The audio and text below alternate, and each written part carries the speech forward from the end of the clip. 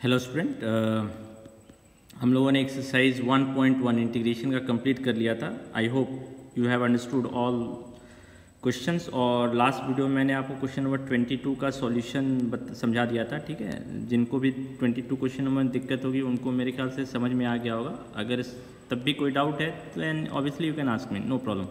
Okay, so आज हम लोग नेक्स्ट टॉपिक स्टार्ट करेंगे 7.1 के बाद exercise 7.2। But before going to exercise 7.2 हम लोग जो है, मैंने आपको पहले ही बताया था, इंटीग्रेशन एक ऐसा पार्ट है ना जो आपको अंडरस्टैंडिंग तो आपकी इम्पॉर्टेंट है ही। मैथ्स अगर आप पढ़ रहे हैं तो अंडरस्टैंडिंग, लॉजिक, कॉन्सेप्ट ये तो इम्पॉर्टेंट है ही। साथ में जो इंटीग्रेशन पढ़ रहे हैं ना तो इसमें आपको थोड़ा जो है वो मेथड याद भी रखना पड़ेगा कि अगर आपने कोई क्वेश्चन बनाया है, जैसे ये मैं आपको बता रहा हूँ, जैसे फॉर एग्जांपल ये क्वेश्चन है तो आपको इसमें सबसे पहले क्या सोचना पड़ रहा है कि डिवाइड करना है।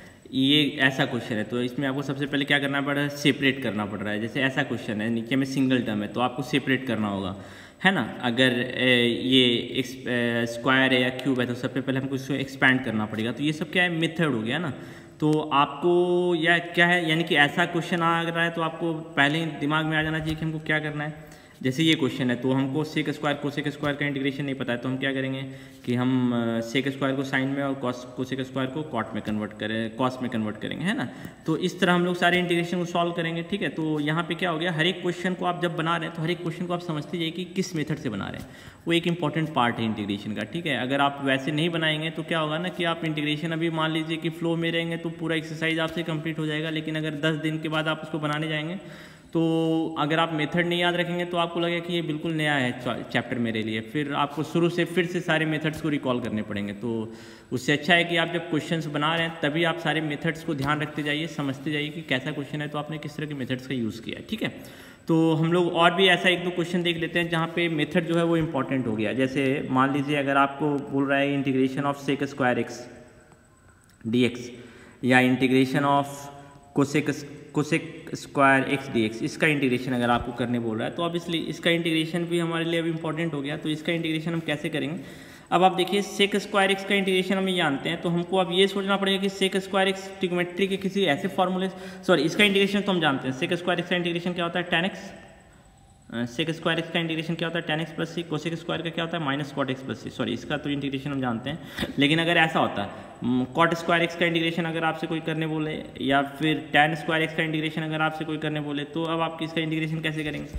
तो अब आप देखिए कि यहाँ पे कॉट स्क्वायर एक्स का इंटीग्रेशन हम नहीं जानते हैं तो अब हम ये सोचेंगे कि कॉट स्क्वायर जो है किसी ऐसे फॉर्मूले से रिलेटेड तो नहीं है जिसका इंटीग्रेशन हम जानते हैं। तो ऑब्वियसली कॉट स्क्वायर जो है वो सेक स्क्वायर से रिलेटेड है ना। क्यों, हमारे पास एक फॉर्मूला है, सेक स्क्वायर नहीं कोसेक स्क्वायर से रिलेटेड है, सेक स्क्वायर से रिलेटेड नहीं है, कोसेक स्क्वायर से रिलेटेड है ना। सो कॉट स्क्वायर कोसेक स्क्वायर से और जो आपका tan स्क्वायर है वो सेक स्क्वायर से रिलेटेड है। क्यों, हमारे पास फॉर्मूला है cosec square x minus 1 minus cot square x is equal to 1। So यहाँ से cot square x is equal to क्या मिल जाएगा आपको, कोसेक स्क्वायर एक्स माइनस 1। तो यानी कि कॉट स्क्वायर एक्स का जब आपको इंटीग्रेशन करना है यानी कि आपको इस फॉर्मूले का यूज़ करना पड़ रहा है। तो यहाँ पे आप देख रहे हैं ट्रिग्नोमेट्री के जो बेसिक फॉर्मूले हैं उनका भी यूज़ हो रहा है यहाँ पे। तो यहाँ पे कॉट स्क्वायर एक्स का इंटीग्रेशन क्या हो जाएगा, cosec square x minus sorry one mine cosec square x minus 1, है ना। तो cosec square x minus 1 D x, अब इसको आप प्रॉपर्टी से सेपरेट कर सकते हैं, cosec square x d x minus D x. अब इसका इंटीग्रेशन क्या हो जाएगा, माइनस कॉट एक्स, और इसका इंटीग्रेशन क्या हो जाएगा, एक्स प्लस सी।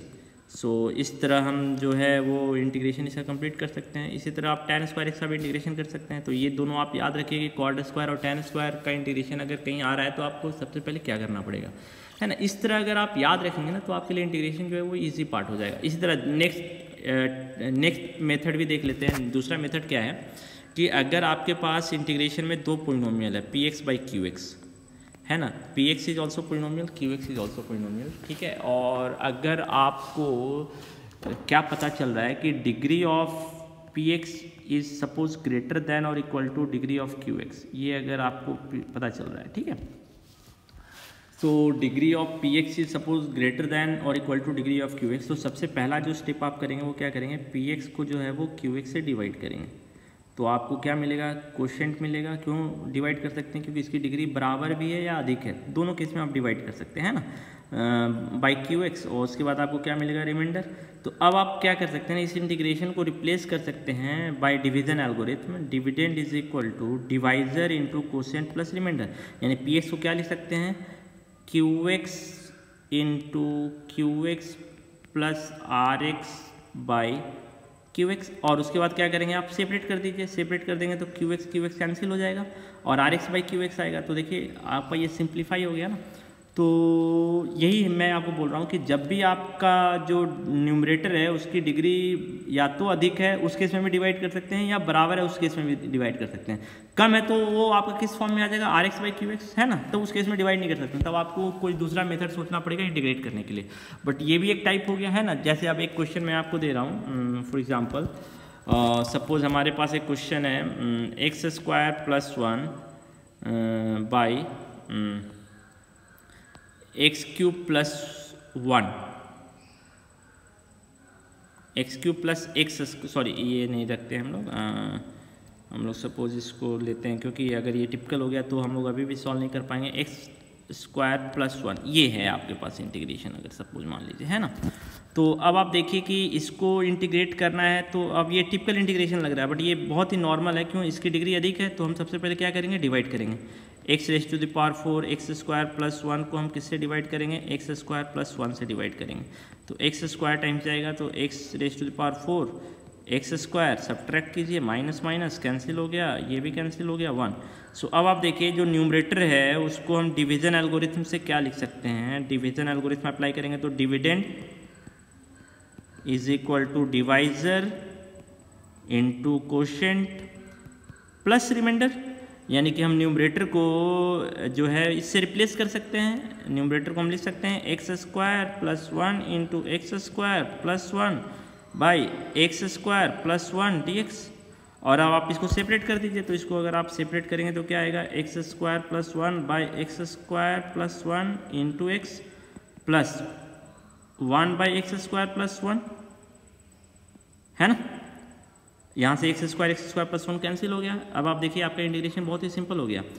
ये कितना हो गया, x square plus 1 by x square plus 1, है ना, dx। अब आप प्रॉपर्टी से सेपरेट कर दीजिए इसको।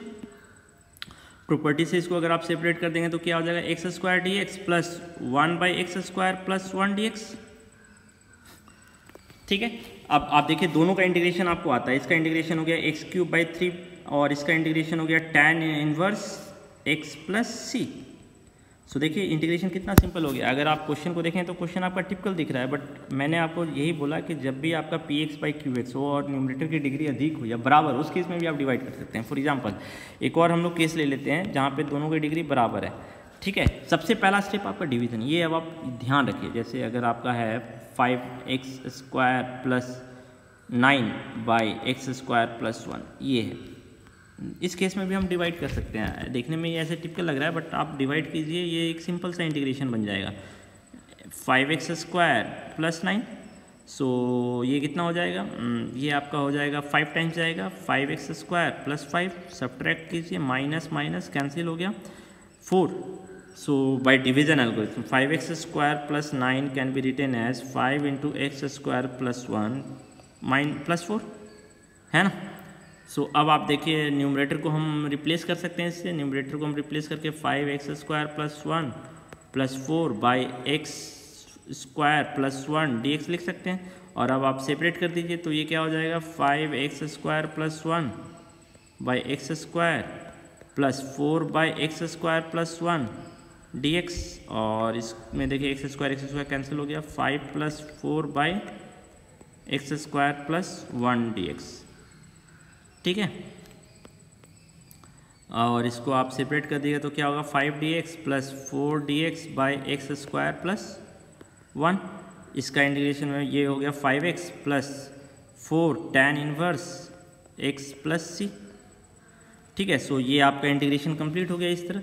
तो मेरे ख्याल से ये मेथड आप ध्यान रखिएगा। ये भी हमारा तो क्वेश्चन एक्सरसाइज 7 पॉइंट से ना ये सारे कॉन्सेप्ट आपको मिल रहे हैं, ठीक है। अब आप देखिए इसमें हम और भी आज एप्लीकेशन थोड़ा सा देख लेते हैं इसका, ठीक है। अब आप देखिए कि आपने फिज़िक्स में इंटीग्रेशन आप कैसे यूज़ करते हैं फिज़िक्स में। अब आप देखिए पहले डिफरेंशिएशन कैसे यूज़ किया था, डेरिवेटिव dy/dx का जो डेफिनेशन था उसका हमने यूज़ किया था rate of change of y with respect to x, है ना। तो अब आप जो भी टर्म जो है इस डेफिनेशन को फॉलो करेगा, इसका मतलब वो डेरिवेटिव है। अब जैसे वेलोसिटी का क्या डेफिनेशन हो जाएगा, rate of change of displacement with respect to time, यानी कि हम बोल सकते हैं ना v जो है वो मेरा dx/dt है ना, v जो है वो मेरा dx/dt है। अब आप देखिए कि अब यहाँ से अगर आपको वेलोसिटी दिया हुआ है, वेलोसिटी अगर आपको दिया हुआ है, आपसे बोल रहे डिस्प्लेसमेंट पता करें, यानी कि x वैल्यू पता करना होगा। तो ऐसा आपने क्वेश्चन नंबर 22 में किया था। देखिए dfx/dx आपका दिया हुआ था, आपसे बोल रहा था fx पता करो विथ सर्टेन कंडीशंस।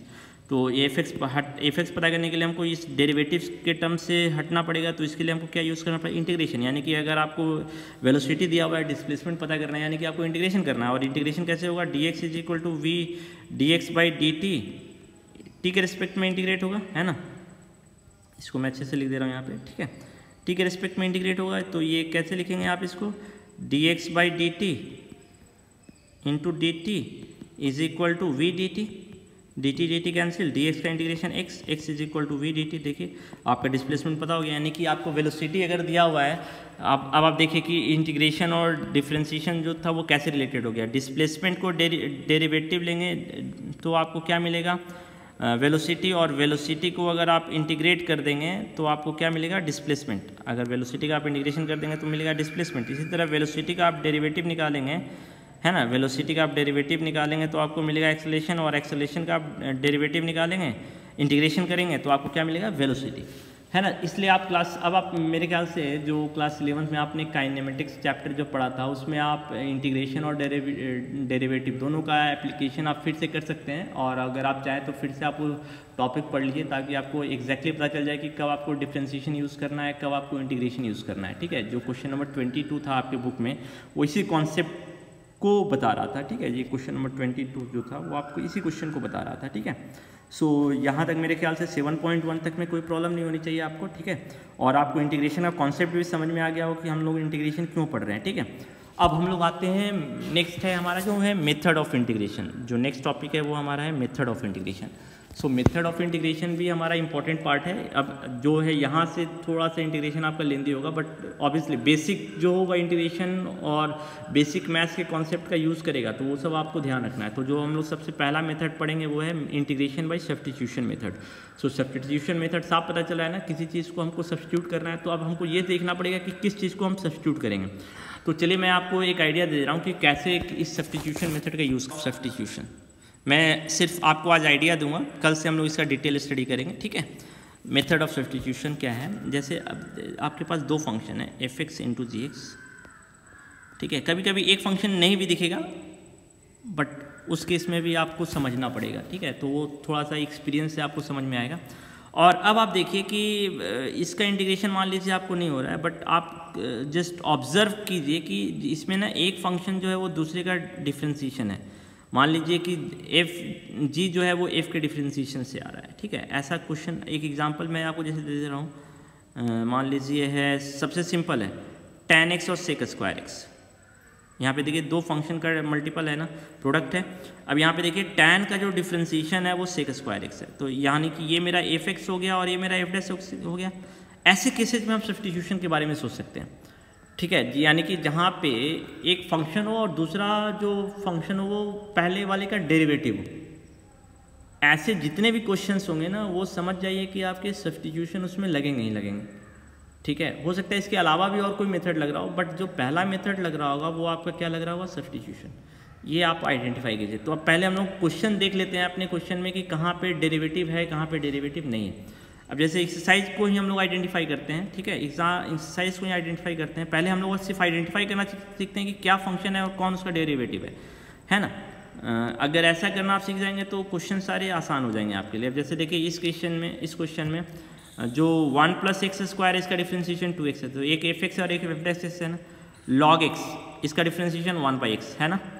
तो एक एफ एक्स है, एक एफ बीटा एक्स है, इसको थोड़ा सा सिंप्लीफाई करना पड़ेगा। 1/x 1 + log x ऐसे अगर लिख दें तो देखिए 1 + log x का डिफ्रेंशिएशन क्या होता है 1/x, है ना, एक फंक्शन है, यानी कि हम इसको ऐसे लिख सकते हैं ना f'(x/fx), है ना, ठीक है। सो आपको तो पता चल रहा है ना कि फंक्शन और कौन है, डिफ्रेंशिएशन कौन है, ठीक है।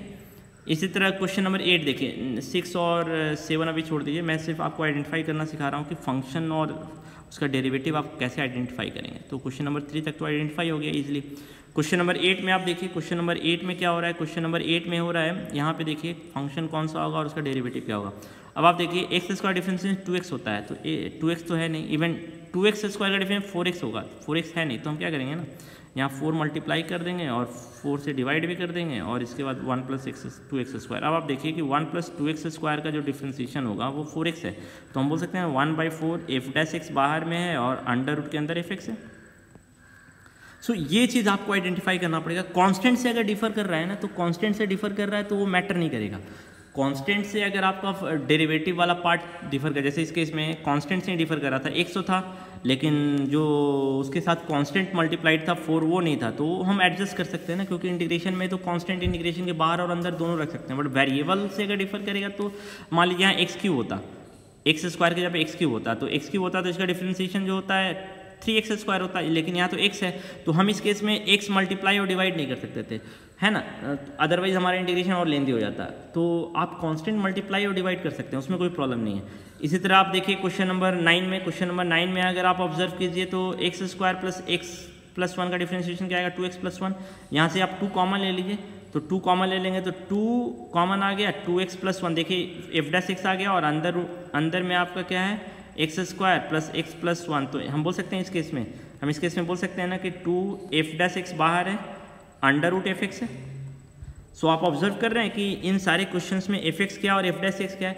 तो आपका सबसे पहला जो होमवर्क रहेगा ना इस एक्सरसाइज में 7.2 में, मैं आपको सिर्फ वो आइडेंटिफाई कर दे रहा हूँ किस किस क्वेश्चन में आप आइडेंटिफाई करेंगे फंक्शन क्या है, f'(x) क्या है, तो आपको इस तरह लिखना है। और अगर कांस्टेंट से वेरी कर रहा है तो आप कांस्टेंट एडजस्ट करके फंक्शन और f'(x) को लिखिए। ये पहला होमवर्क आप करेगा, पहले ये आइडेंटिफाई करना सीख जाइएगा ना, तो सब्स्टिट्यूशन मेथड आपके लिए बहुत ही ईजी हो जाएगा, ठीक है। तो सबसे पहले आपको आइडेंटिफाई करना होगा, इसका मतलब है आपको डेरिवेटिव्स याद रखने पड़ेंगे।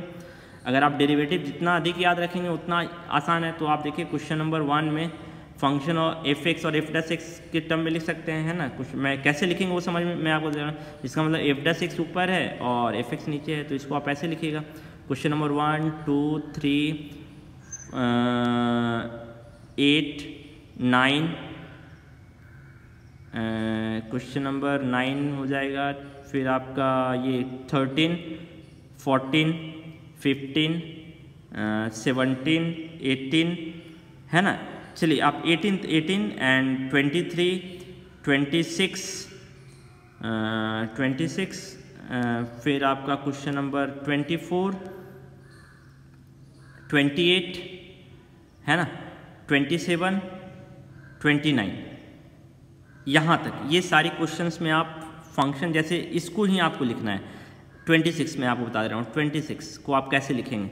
तो यहाँ देखिए √x का डिफ्रेंशिएशन 1/2 √x होता है ना, और √x का डिफ्रेंशिएशन क्या होता है 1/2 √x। तो हम क्या करेंगे यहाँ 2 मल्टीप्लाई कर देंगे और 2 एडजस्ट कर देंगे। तो अब हम इसको लिख सकते हैं 2 cos fx by f'(x), ऐसे आपको लिखना है ना।